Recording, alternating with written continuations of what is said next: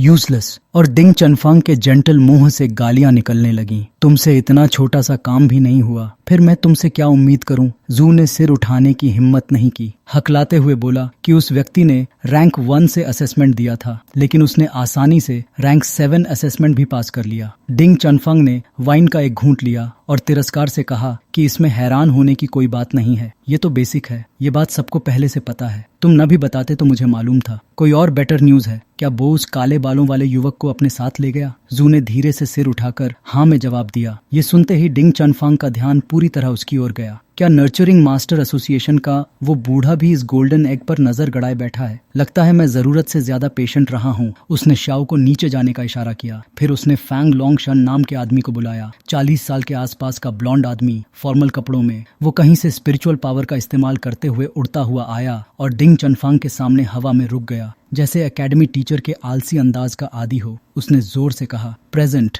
डिंग चनफांग ने ठंडे स्वर में कहा कि एक गोल्डन एग उड़ने की कोशिश कर रहा है। पुराने रूल्स फॉलो करो, उसे वापस मुड़ने के लिए परसुएड करो। मीन्स की कोई लिमिट नहीं है। जब तक वो अपना नाम पहचान न ले, कुछ भी कर सकते हो। फनहा का मशहूर master King Fang Long rank 9 middle level combat power के साथ जमीन पर हाथ रखकर ऐसे मुस्कुराया जैसे लंबे समय से लड़ाई का इंतजार कर रहा हो। उसने जोश में कहा, यस सर। उसका चेहरा एक प्यारा विलन जैसा था, लेकिन टीचर का ऑर्डर मिलते ही उसकी आंखों में एक्साइटमेंट और गुस्सा दोनों चमक उठे। वो तुरंत सुपिंग को ढूंढने निकल पड़ा। उधर सुपिंग अभी अभी वाइस प्रेसिडेंट के प्राइवेट रूम से बाहर निकला था। बाहर आते ही उसने सिस्टम की शॉपिंग इन्फॉर्मेशन खोल ली। चारों तरफ नजर दौड़ाते हुए सुपिंग ने देखा कि स्टोर में इस समय कई रेयर ट्रेजर्स मौजूद हैं, लेकिन उसे खास तौर पर कंट्रोल एबिलिटीज वाली चीजें चाहिए थीं, जैसे सिस्टम में उपलब्ध बीस्ट ट्रैप रिंग। भविष्य में क्या होगा ये साफ नहीं था। हालात कब बदल जाएं कोई नहीं जानता, लेकिन सुपिंग अब एक टाइकून था। उसके पास काफी पॉइंट्स और मनी थे, इसलिए उसने सोचा कि पहले से कुछ पावरफुल आइटम्स खरीद लेना ही सेफ रहेगा।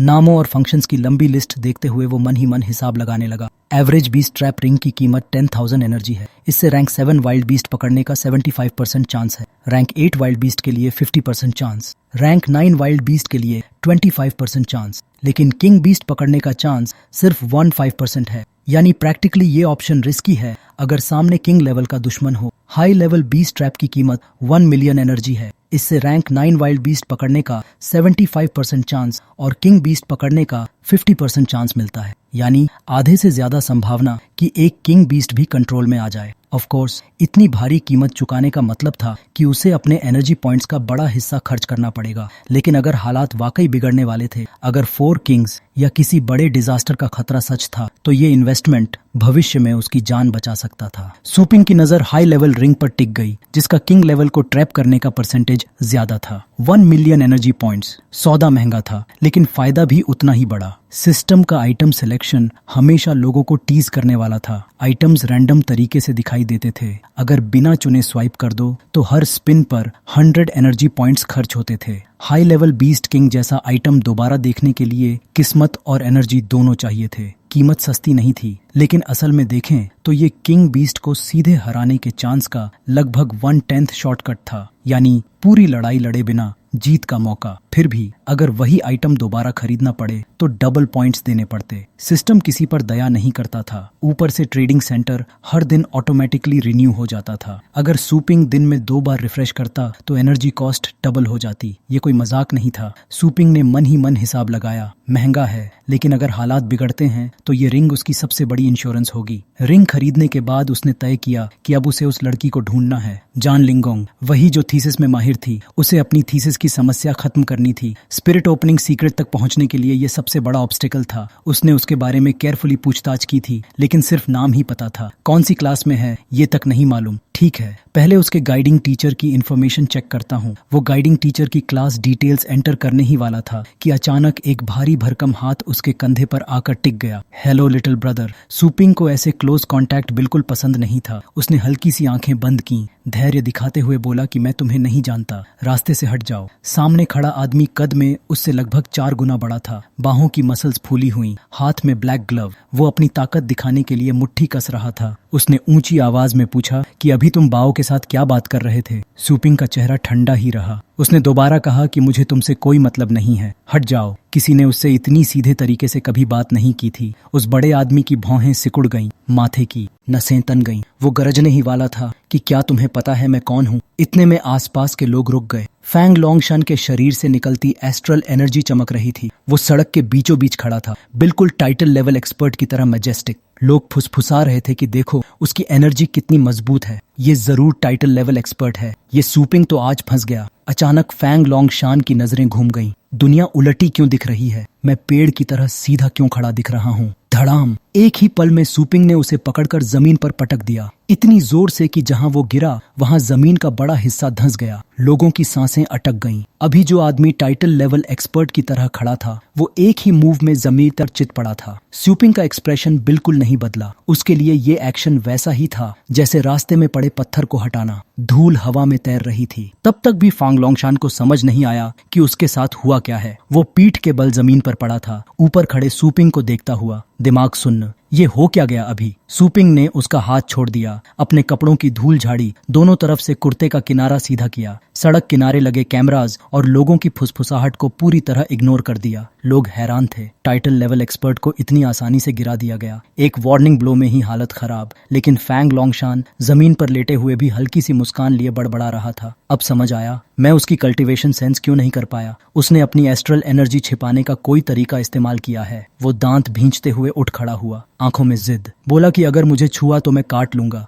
अब लापरवाही नहीं करूंगा। उसकी आंखें धीरे धीरे लाल हो गईं, चेहरे पर एक खतरनाक मुस्कान फैल गई। अभी के लिए मैं तुम्हें बराबरी का ओपोनेंट मानता हूँ। अगले ही पल उसने अपने समनिंग स्पेस खोले। हवा में ऊर्जा की लहर दौड़ी और फायरी रेड लायनेसेस का एक पूरा झुंड बाहर आ गया। वे सुपिंग के पीछे खड़ी हो गईं। हर एक के दांत नुकीले, आंखों में जंगली चमक, गुर्राहट इतनी गहरी कि जमीन तक कांप जाए। लेकिन मालिक का आदेश न मिलने तक उन्होंने हमला नहीं किया। उन्हें क्रिम्सन गोल्ड लायनेस कहा जाता था। High level rank 9 blood line, beast king की श्रेणी। भीड़ में खड़े लोग दंग रह गए। क्या सच में हमने स्ट्रीट पर क्रिम्सन गोल्ड लायनेस देख ली? अरे इस वाली के तो पंख भी हैं। क्या ये 6 एलिमेंट पेट है? और एक नहीं, पूरे 4। फैंग लोंगशान गर्व से मुस्कुराया। भीड़ की तारीफें सुनकर उसका सीना और चौड़ा हो गया। उसने ऊंची आवाज में कहा कि जब ये 6 एलिमेंट पेट सिर्फ लायन कब था, तब मैंने इसमें अंडरवर्ल्ड ड्रैगन किंग का ब्लड इंजेक्ट किया था। एक हिस्सा ब्लड लाइन कॉन्सेंट्रेशन से नर्चर किया गया और एक हिस्सा पहले से ही लैंड कॉम्बैट में इनविंसिबल था। अब पंखों के साथ ये और भी खतरनाक है। इनके ब्लडी माउथ्स के सामने कोई जिंदा नहीं बच सकता। पूरा माहौल दहशत से भर गया। लेकिन सुपिंग शांत। उसने उन लाइनेसेस की तरफ ठीक से देखा तक नहीं। बस हल्के स्वर में बोला कि अच्छा, तो तुम्हें मजबूती से खड़ा रहना चाहिए। इतना कहकर उसने अपना समनिंग स्पेस खोला। हवा भारी हो गई और बाहर आया गोल्डन बुल नहीं, बल्कि महान ग्रेट यन हेवनली ड्रैगन हाउंड। वही काला कुत्ता जो पिछली एवोल्यूशन में बदल चुका था। जैसे ही वो बाहर आया, उसके शरीर से निकली हुई ड्रैगन ऑरा ने आसपास की हवा को चीर दिया। जमीन दरकने लगी। क्रिम्सन गोल्ड लायोनेसेस की गुर्राहट अचानक धीमी पड़ गई। अब असली किंग बीस्ट की उपस्थिति सामने थी। बहुत समय हो गया था जब ऑथर ने लिटिल स्केलेटन को लड़ते हुए दिखाया था। सच कहें तो उसकी कमी महसूस हो रही थी। लेकिन जैसे ही ग्रेट यन हेवनली ड्रैगन हाउंड मैदान में उतरा, माहौल बदल गया। वो आगे बढ़ा और फायरी रेड लाइनेसेस को ऐसे उछाल दिया जैसे कोई रबर बैंड खींचकर छोड़ दे। धड़ाम धड़ाम। कुछ ही सेकंड में चारों लाइनेसेस जमीन पर बिखरी पड़ी थीं। फैंग लोंगशान और उसके बाकी 6 एलिमेंट पेट्स अवाक रह गए। ये गोल्डन डॉग आखिर आया कहां से? ये किस स्पीशीज का है? अगले ही पल हेवनली ड्रैगन हाउंड ने अपने विशाल पंजे 4 लाइनेसेस पर रख दिए। उनकी आंखें पलट गईं, जीभ बाहर लटक गई। पता नहीं जिंदा बचेंगी भी या नहीं। उसके पंजे ऐसे लग रहे थे जैसे वो किसी खूबसूरत लेकिन खोखले ग्रुप पर अपनी जीत की मोहर लगा रहा हो। फिर उसने मुंह खोला। एक भयानक रोर गूंजा। ड्रैगन माइट ने पूरे इलाके की हवा हिला दी। फैंग लोंगशान का चेहरा केले के पत्ते से भी ज्यादा हरा पड़ गया। उसके बाल पीछे उड़ गए। वो कांपती आवाज में बोला कि मेरी क्रिम्सन गोल्ड लाइनेसेस इस गोल्डन डॉग के सामने दब रही हैं। ये कैसी टेरिफाइंग ऑरा है। क्या ये? उसके सोचने से पहले ही सुपिंग की ठंडी आवाज आई। ये किंग बीस्ट है। फिर हल्की सी व्यंग्य भरी मुस्कान के साथ उसने कहा कि अब मुस्कुरा क्यों नहीं रहे? फैंग लोंगशान पीछे हट गया। शरीर कांप रहा था। बोला कि ये बस एक मिसअंडरस्टैंडिंग है। मिसअंडरस्टैंडिंग? ऊपर खिड़की से ओल्ड बॉय शुरू से अंत तक सब देख रहा था। उसने फैंग लोंगशान को रोका तक नहीं, बल्कि दाढ़ी सहलाते हुए मजे ले रहा था। जब उसने फैंग लोंगशान को चिल्लाते सुना कि पास मत आओ, मुझे बचाओ, तो वो मन ही मन हंसा। तीसरे दर्जे का कचरा और फर्स्ट क्लास चॉकलेट की तुलना करोगे और उस गोल्डन डॉग से भिड़ोगे। दोपहर की धूप में क्लास 8 के स्पेशलाइज्ड एक्सपेरिमेंट बिल्डिंग के अंदर एक और कहानी चल रही थी। लोहे की सलाखों के पीछे एक पर्पल बेबी ड्रैगन था, वाइल्ड रैंक 5 ब्लड लाइन। उसकी बैंगनी आंखें सलाखों के बाहर देख रही थीं, शांत लेकिन गहराई में अनजान डर। वो स्टूडेंट्स का लाया हुआ एक्सपेरिमेंटल ऑब्जेक्ट था जिसे अगले दिन के टेस्ट के लिए इस्तेमाल किया जाना था। डिंग चनफंग ने कुछ पर्पल बॉटल से सॉल्यूशन निकाला, उन्हें एक ग्रे बॉक्स में करीने से सजाया, नंगे में पर्पल लिक्विड भरा। वो धीरे धीरे केज के पास गया और बिना झिझक लिक्विड बेबी ड्रैगन के शरीर में इंजेक्ट कर दिया। अगले ही पल भयानक चीख गूंजी। बेबी ड्रैगन दर्द से तड़प उठा। कुछ ही मिनटों में उसका शरीर बदलने लगा, नरम बैंगनी चमड़ी खिंचने लगी, हड्डियां उभर आईं। उसका मासूम चेहरा विकृत होकर गॉब्लिन जैसा डरावना बन गया। पर्पल आंखें अब खून जैसी लाल हो चुकी थीं। उनमें अब पहचान नहीं थी, ना मासूमियत ना चेतना। ऐसा लग रहा था जैसे उसने अपनी सारी सैनिटी खो दी हो। लोहे की सलाखों के पीछे अब कोई बेबी ड्रैगन नहीं था, वहां खड़ा था एक अनकंट्रोलेबल मॉन्स्टर जिसे किसी ने जानबूझकर बनाया था। उसके शरीर का फर खड़ा हो चुका था, दांत नंगे, आंखें लाल। वो पिंजरे की सलाखों से टकराता, गुर्राता, बाहर कूदकर किसी पर भी हमला कर देना चाहता था, लेकिन डिंग चनफंग जरा भी नहीं हिला। उसने केज के अंदर मच रहे हंगामे को पूरी तरह नजरअंदाज कर दिया। इतना शोर था कि उसे पीछे आती आहट तक सुनाई नहीं दी, और जो उसके पीछे खड़ा था वो कोई और नहीं, फैंग लोंगशान था। कुछ पल तक खड़े रहने के बाद डिंग चनफंग ने उसे पहचान लिया। हल्की मुस्कान के साथ बोला कि आज लायन किंग इतनी जल्दी कैसे लौट आया? क्या वो गोल्डन एग इतना फ्रेजाइल था कि उम्मीद से पहले ही काम खत्म हो गया? लेकिन अगले ही पल फैंग लोंगशान धड़ाम से जमीन पर गिर पड़ा, घुटनों के बल, आंखें उलटी हुई जैसे पूरी तरह अनकॉन्शियस हो, और उसके पीछे काले कपड़ों में लिपटा सूपिंग धीरे धीरे आगे बढ़ रहा था। उसकी आवाज ठंडी थी, गोल्डन एग खुद तुम्हें ढूंढने आया है। डिंग चनफंग की पतली आंखें जो मोटे चश्मे के पीछे छिपी थीं, तुरंत हालात को परखने लगीं। उसके होंठों पर वही पुरानी फ्लैटरिंग स्माइल आ गई। दोबारा मुलाकात हो रही है बॉस क्षु। उसने हाथ पीछे बांध लिए, एक सभ्य गाइडिंग टीचर जैसा रूप बना लिया, लेकिन उसकी आस्तीन के अंदर छिपे हाथ धीरे से वॉच को छू रहे थे। वो लोकेशन कार्ड एक्टिवेट करने की कोशिश कर रहा था। ऊपर से वो कैजुअली पूछ रहा था कि इन दिनों आपका खेल कैसा चल रहा है। सूपिंग सीधा उसकी आंखों में देख रहा था। ठीक ही चल रहा है, मजेदार भी है, बस कभी कभी कोई मुझे वॉच करता है, ये थोड़ा परेशान करता है, बाकी सब बढ़िया है। बात खत्म होते ही सूपिंग ने वो कार्ड कुचल दिया। अब डिंग चनफंग की मुस्कान हल्की सी जमी। सूपिंग ने शांत स्वर में कहा कि अगर तुम्हारे स्टूडेंट्स देख लें कि उनका रिस्पेक्टेड टीचर असेसमेंट में ट्रिक्स करता है, पेट्स में मटेरियल्स मिलाता है, तो उन्हें कैसा लगेगा? कमरे में मौजूद 2 स्टूडेंट्स ने कोई हैरानी नहीं दिखाई। डिंग चनफंग अचानक जोर से हंसा, जैसे कोई मजेदार जोक सुन लिया हो। फिर बिना चेतावनी के उसने मेल स्टूडेंट के पेट में जोरदार किक मारी। वो दर्द से कराह उठा। अगले ही पल उसने मुड़कर फीमेल स्टूडेंट के चेहरे पर थप्पड़ जड़ दिया। आवाज कमरे में गूंज गई, लेकिन अजीब बात यह थी कि दोनों स्टूडेंट्स ने विरोध नहीं किया, बल्कि घुटनों के बल झुककर उसके पैरों में सिर झुका दिया। उनकी आवाज में अजीब श्रद्धा थी। ओह टीचर, आपके जूते गंदे हो गए, हम साफ कर देंगे टीचर। ये सुनते ही सूपिंग की आंखें सिकुड़ गईं। सालों की लड़ाइयों के बाद उसने बहुत कुछ देखा था, लेकिन ये साधारण डर नहीं था, ये कंट्रोल था, मानसिक गुलामी। उसने धीरे से कहा कि तुमने इन पर क्या किया है? कमरे में हवा भारी हो गई। पिंजरे में बदला हुआ पर्पल ड्रैगन गुर्रा रहा था, और सामने खड़ा था एक ऐसा इंसान जो मॉन्स्टर्स बनाता भी था और इंसानों को भी। पहली बार सूपिंग किसी ऐसे इंसान से मिला था जो इस हद तक शेमलेस था। वो चुपचाप खड़ा रहा और डिंग चनफंग का दूसरा एक्ट देखता रहा। वो एक्ट जिसमें वो स्टूडेंट्स के माइंड को मैनिपुलेट कर रहा था। डिंग चनफंग के चेहरे पर चमकती हुई स्माइल थी। उसने सीधा सूपिंग की तरफ देखकर कहा कि क्या तुम मुझे ब्लेम करते हो? अगर ये बच्चे इतनी सी डिफिकल्टी भी एंड्योर नहीं कर सकते तो बाहर की हार्श वर्ल्ड का सामना कैसे करेंगे? तुरंत दोनों स्टूडेंट्स ने सिर झुकाकर कहा कि टीचर हमें मारते हैं क्योंकि वो हमारा भला चाहते हैं, जैसे कह रहे हो कि spare the rod and spoil the child. Ding Chanfeng ने अपनी उंगली सूपिंग की तरफ उठाई। खुद ही देख लो, इनकी आंखों में इल विल है या वर्शिप।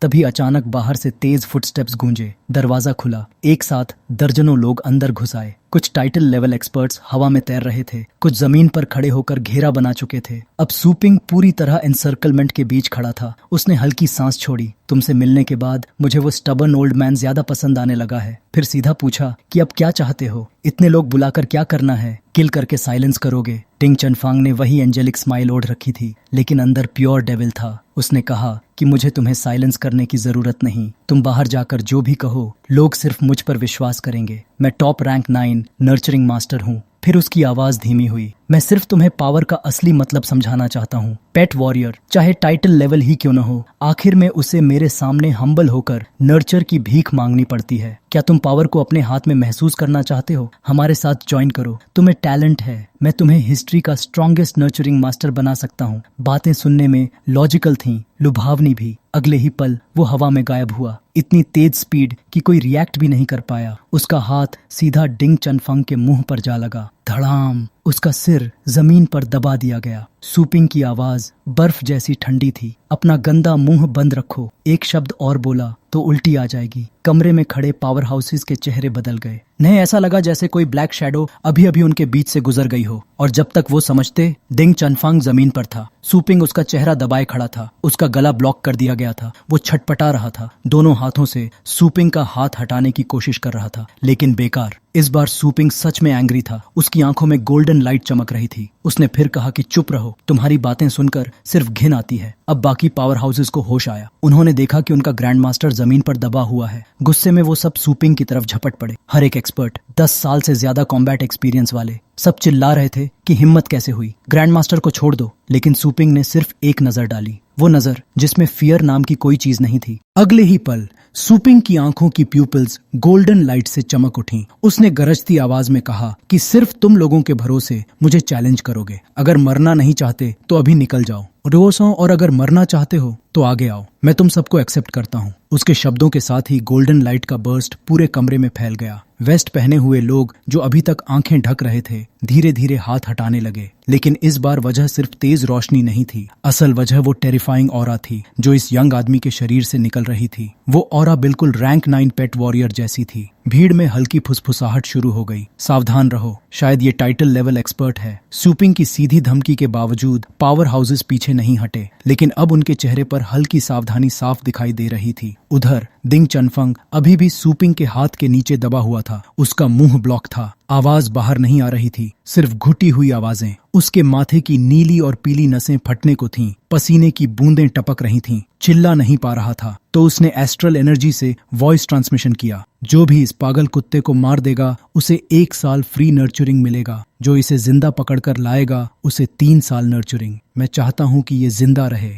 लेकिन मौत से भी बदतर हालत में। ये रिवॉर्ड सुनते ही भीड़ की ग्रीडी साइकोलॉजी जाग उठी। खासकर हवा में तैर रहे 3 नाम, title night shade, title flame lord, title lone star. तीनों rank 9 upper level combat power वाले। उनकी आंखों में चमक आ गई। 3 साल फ्री नर्चरिंग, इससे बेहतर मौका क्या होगा? शायद इसी से रैंक 9 लिमिट ब्रेक हो जाए। तीनों ने अपने मस्कुलर आर्म्स उठाए। समनिंग स्पेस खुला। पेट्स को बुलाया जाने लगा। फ्लेम लॉर्ड हंसते हुए बोला कि बस सांस चलती रहनी चाहिए, बाकी हम संभाल लेंगे। सब एक साथ सूपिंग की तरफ झपटे, लेकिन उसी क्षण उनकी आवाज गले में ही अटक गई। कब हुआ किसी ने देखा ही नहीं। हवा में एक बेहद पतली मगर बेहद शार्प कट चमकी। वो सिर्फ फ्लेम लॉर्ड को नहीं, तीनों को एक साथ छू गई, इतनी तेज कि समय जैसे रुक गया हो। अगले ही पल जब लिटिल स्केलेटन जमीन पर उतरा, उसकी बोन ब्लेड वापस सिकुड़ चुकी थी और तीनों रैंक 9 पीक एक्सपर्ट्स धीरे धीरे जमीन पर गिर रहे थे। उनकी समनिंग स्पेसेस एक एक करके गायब हो गईं। उन्हें लड़ने का मौका तक नहीं मिला।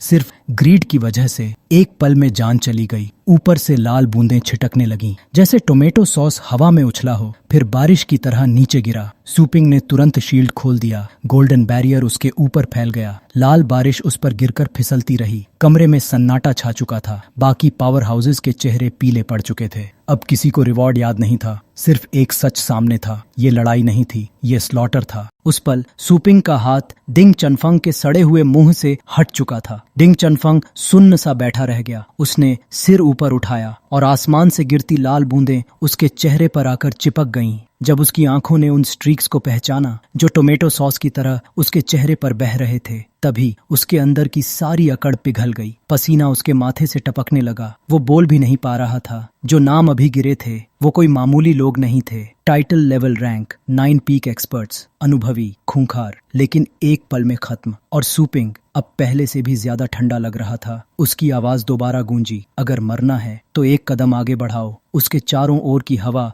बर्फ जैसी ठंडी हो गई। ताजा खून की गंध पूरे कमरे में फैल चुकी थी। सूपिंग के पीछे जब लिटिल स्केलेटन खड़ा हुआ तो वो सिर्फ एक पेट नहीं था, वो सूपिंग के शब्दों का प्रूफ था। बाकी ब्लैक रोब पहने हुए नाम तुरंत एक दूसरे को पीछे हटने का इशारा करने लगे। उन्होंने अपनी आंखों से लोन स्टार और फ्लेम लॉर्ड का अंजाम देखा था, एक ही बार, बिना मौका दिए। किस तरह का म्यूटेशन था ये लिटिल स्केलेटन, किस लेवल का डैमेज, कितनी लाइटनिंग जैसी स्पीड, ऐसा फाइटिंग स्टाइल जो पेट वॉरियर्स ने पहले कभी नहीं देखा था। भीड़ में किसी ने फुसफुसाकर कहा कि ये वही ब्लैक लिटिल स्केलेटन है, एशियन रीजन के एलीट टूर्नामेंट वाला, जिसने स्टारी स्काई ऑर्गेनाइजेशन के कई पावर हाउसेस को खत्म किया था। दूसरा कांपती आवाज में बोला कि इंटरनेट पर जो वायरल खबर थी वो सच थी। वो यूथ जिसके आगे स्टारी स्काई ऑर्गेनाइजेशन ने भी झुककर सल्यूट किया था। सबकी नजर अब सूपिंग पर नहीं, लिटिल स्केलेटन पर टिक गई थी। लेकिन डिंग चनफंग के लिए सबसे डरावनी चीज थी वो यूथ जो उसके सामने खड़ा था। लेजेंडरी लेवल कॉम्बैट पावर वाला पियरलेस पेट वॉरियर जिसे इंटरनेट पर लोग ओरिजिनल कहते थे। उसकी टांगें कांपने लगीं। कुछ पल पहले तक जो आदमी खुद को मास्टर समझता था अब सीधे कावर्ड एसोसिएशन का मेंबर बन चुका था। वो धड़ाम से घुटनों पर गिरा जैसे किसी देवता के सामने नतमस्तक हो। उसका माथा जमीन से टकराया। वो कांपते हुए बोला कि मुझसे गलती हो गई, मैं अंधा था जो आपको पहचान नहीं पाया। कृपा करके मेरी जान बख्श दीजिए। आप जो चाहें मैं सब दूंगा, मेरी सारी रिसोर्सेज, मेरे सारे कनेक्शंस, बस मुझे जिंदा रहने दीजिए। सूपिंग ने नीचे झुककर उसे देखा। उसकी आंखों में ठंडी चमक थी। उसने धीमी आवाज में कहा कि मेरी जान बख्श दो और तुम सब कुछ दे दोगे। इतना आसान समझ रखा है। कमरे में फिर से सन्नाटा छा गया। डिंग चनफंग बार बार सिर हिलाने लगा। उसके मन में सिर्फ एक ही सोच थी, आज की जान बच जाए तो कल कोई नया रास्ता निकाल लूंगा। लेकिन अचानक सूपिंग के ठंडे चेहरे पर एक चमकती हुई मुस्कान आ गई। वो मुस्कान दया की नहीं थी, फैसले की थी। उसने शांत आवाज में कहा,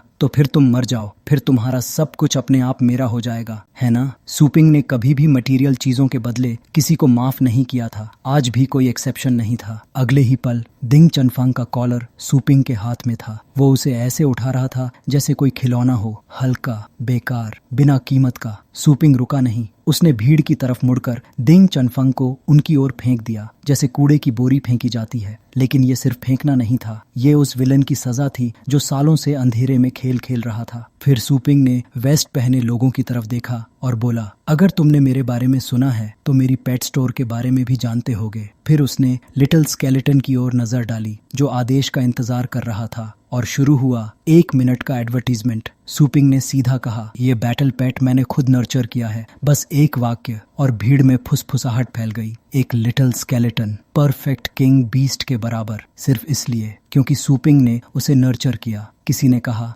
डिंग चनफंग ऐसा बैटल पेट कभी नहीं बना सकता। दूसरे ने जोड़ा कि पूरे हेवनली ड्रैगन एकेडमी में शायद ही कोई इतनी खतरनाक नर्चरिंग एबिलिटी रखता हो। डिंग चनफंग जमीन पर घुटनों के बल बैठा सब सुन रहा था। उसे समझ नहीं आ रहा था सूपिंग क्या खेल खेल रहा है, लेकिन डर ने उसे चुप रखा। सूपिंग ने काम एक्सप्रेशन के साथ एक स्पेस स्क्रोल निकाला। उसके अंदर ऑब्जेक्ट्स भरे थे। उसने हल्की मुस्कान के साथ कहा, अगर तुम भी ऐसा स्ट्रॉन्ग बैटल पेट चाहते हो तो ज्यादा समझाने की जरूरत नहीं, खुद सोच लो। उसका हाथ स्क्रोल के अंदर गया और बाहर निकले ड्रैगन किंग इनहेरिटेंस से मिले हथियार। उसने high quality dragon king blades ऐसे फेंके जैसे नमक छिड़क रहा हो। हर ब्लेड जमीन पर गिरते ही भारी ऑरा छोड़ रही थी। सूपिंग ने उदासीन आवाज में कहा, जिसे आगे हिस्सा नहीं लेना वो अभी चला जाए, किसी को मजबूर नहीं किया जाएगा। डिंग चनफंग अभी भी समझ नहीं पाया था कि असली चाल क्या है। तभी सूपिंग ने मुड़कर अपने हाथ पीछे बांधे और धीरे से बोला, अगर मेरे साथ चलना है तो मुझे दिखाओ कि तुम क्या कर सकते हो, लेकिन मुझे ज्यादा इंतजार मत करवाना। कुछ लोग अभी भी सुस्त थे। उनके दिमाग तक बात पहुंचने में समय लग रहा था, लेकिन जो समझदार थे उनकी आंखों में लालच और डर दोनों साथ चमक रहे थे। एक तरफ लेजेंडरी लेवल कॉम्बैट पावर वाला यूथ, दूसरी तरफ टॉप रैंक 9 नर्चरिंग मास्टर का गिरता हुआ सिंहासन। कमरा अब बैटलफील्ड नहीं था, ये लॉयल्टी की नीलामी बन चुका था और सूपिंग बीच में खड़ा सबके फैसले का इंतजार कर रहा था। भीड़ में कुछ लोग ऐसे भी थे जिन्होंने बात तुरंत समझ ली। वो हमें ग्रैंड मास्टर डिंग से गद्दारी करवाना चाहता है। जैसे ही ये बात निकली, किसी ने तिरस्कार से हंसकर कहा, ग्रैंड मास्टर डिंग में ऐसा क्या खास है पिछली बार उसने मुझसे नर्चर करने का वादा किया था, आज तक कुछ नहीं हुआ। असंतोष की आवाजें एक के बाद एक उठने लगीं। उसने मेरा पेट भी एक स्टूडेंट को दे दिया था संभालने के लिए। सच कहूं तो रैंक 9 के हाई लेवल नामी लोग जो रेयर पेट्स लाते हैं बस उन्हीं पर ध्यान देता है। बाकी लोगों के बैटल पेट्स उसकी नजर में जैसे होते ही नहीं। ये सुनते ही डिंग चनफांग का चेहरा गुस्से से लाल हो गया। उसने उंगली उठाकर चिल्लाया, क्या बकवास कर रहे हो तुम सब, नालायक लोग। फायदा देखते ही एहसान भूल गए।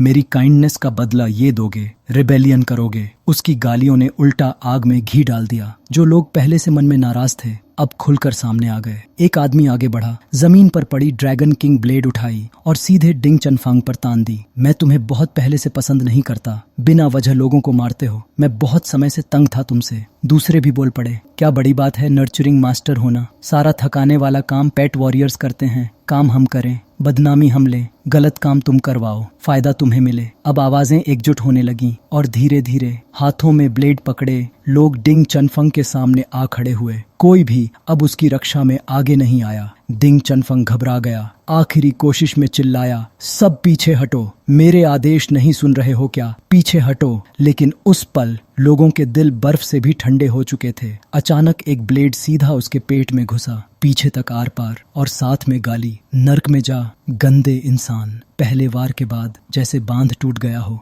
दर्जनों ब्लेड एक साथ उस पर टूट पड़े। चीखें गूंजी, फिर कुछ ही मिनटों में सब शांत। इतने लोगों के हमले के बाद बचना नामुमकिन था। कुछ देर बाद एक आदमी आगे आया, उसके हाथ में सीक्रेट ऑर्डर था, वो आइडेंटिटी कार्ड जो डिंग चनफंग हमेशा साथ रखता था। वो झुककर सूपिंग को पेश करते हुए बोला, मास्टर सूपिंग, ये हेवनली ड्रैगन स्कूल में रैंक 9 गाइडिंग टीचर की अथॉरिटी एक्सरसाइज करने वाला थे। कार्ड है। सूपिंग ने हल्की नजर डाली, फिर मुड़ गया। ग्रैंड मास्टर का टाइटल लेने की हिम्मत मत करो, उसका लेवल अभी ऑफिशियली टेस्ट नहीं हुआ था, वो बिना परीक्षा के ये उपाधि नहीं लेना चाहता था। उसने सीक्रेट ऑर्डर पकड़ते हुए कहा, आगे से बस मुझे बॉस सूपिंग कहो। अब कमरे में खड़े हर इंसान के हाथ एक रैंक 9 नर्चरिंग मास्टर के खून से रंग चुके थे। अब वो सिर्फ दर्शक नहीं रहे, अब वो सूपिंग के साथ उसी नाव में थे। डर, लालच और खून की गंध, इन तीनों ने मिलकर एक नया अध्याय शुरू कर दिया था। एक रैंक 9 नर्चरिंग मास्टर, तुम लोगों को पता है अब क्या करना है। सबने एक दूसरे की तरफ देखा, आंखों में समझ थी,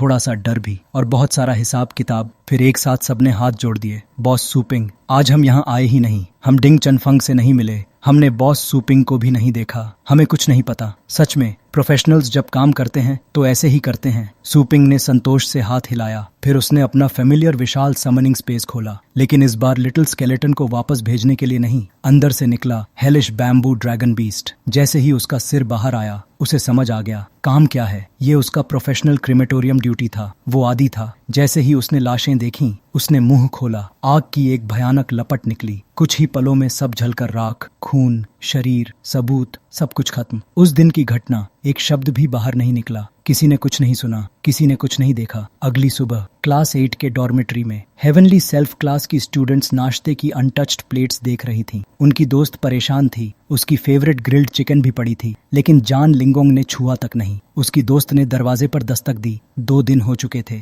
जान लिंगोंग कमरे से बाहर नहीं आई थी। किसी ने उसका चेहरा तक नहीं देखा, ना खाना ना पानी। ऐसे शरीर कब तक चलेगा। कमरे के अंदर चारों तरफ पेपर फैले हुए थे, क्रम्पल्ड थीसिस ड्राफ्ट्स, मुड़े हुए कागज के गोले जमीन पर बिखरे पड़े थे। जान लिंगोंग सिर पकड़कर बैठी थी, थकी हुई, टूटी हुई। बाहर से दोस्त की आवाज आ रही थी, लेकिन वो जवाब नहीं दे रही थी। लगातार 2 दिन, कोई प्रोग्रेस नहीं। और कल उसे अपना नया टॉपिक थीसिस सबमिट और डिफेंड करना था। अगर नहीं हुआ, टीचर डिंग उसे बुरी तरह पनिश करता। उसे क्या पता, टीचर डिंग इस दुनिया से ही गायब हो चुका है, लेकिन वो भोली लड़की अभी भी अपने थीसिस के अप्रूवल की चिंता में जल रही थी। अचानक सीन बदलता है। हेवनली ड्रैगन स्कूल के हेडमास्टर का होली हैंड गुस्से में मेज पर गिरता है। धड़ाम। मैंने कल रात साफ कहा था, कोई मीटिंग से एब्सेंट नहीं रहेगा। क्लास 8 का होम रूम टीचर डिंग चनफंग बहिरा हो गया है क्या? मेरी बात कहा। वो पासिंग ब्रीज समझ लिया। बड़े कॉन्फ्रेंस रूम में 9 लोग पहले से मौजूद थे, बस आखिरी लेदर चेयर खाली थी, वही सीट जहां डिंग चनफंग बैठता था। हेडमास्टर के पास बैठी सेक्रेटरी इंफॉर्मेशन मशीन पर लगातार टाइप कर रही थी, लेकिन सिग्नल नहीं मिल रहा था। कल से उसका कोई ट्रेस नहीं। असिस्टेंट और इमरजेंसी कांटेक्ट भी कह चुके हैं उसे ढूंढ नहीं पा रहे। लोकेशन ट्रैक करो। हेडमास्टर ने ठंडे स्वर में आदेश दिया। सेक्रेटरी ने अथॉरिटी यूज की। सिस्टम एक्टिवेट हुआ। स्क्रीन पर लोडिंग सिंबल घूमता रहा, लेकिन दिंग चनफांग का करंट लोकेशन ब्लैंक था, जैसे वो इंसान कभी था ही नहीं। मीटिंग रूम में अचानक सन्नाटा छा गया। एक रैंक 9 नर्चरिंग मास्टर बिना निशान के गायब। ये साधारण बात नहीं थी।